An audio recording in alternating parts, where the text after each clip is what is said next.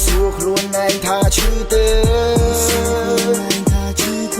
មិនន័យទេខ្ញុំមិនឈឺទេសួរខ្លួនឯងថាទៅរួចទេមិនន័យទេទៅរួចទេខំលួងខ្លួនឯងដែរតែចិននៅនឹងគេសំបាយស្រួលទេ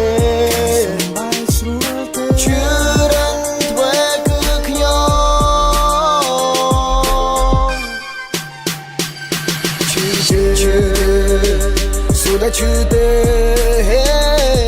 សងសារសំបែកtrongមកក្បាលនឹងក្រែមានអារម្មណ៍ថាស្វាងដូចជាផឹងកាហ្វេឈឺទេសួរតែឈឺទេ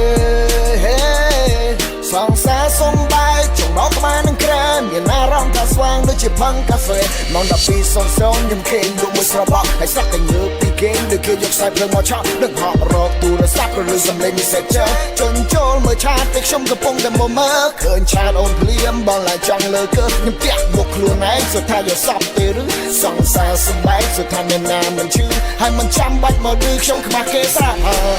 យ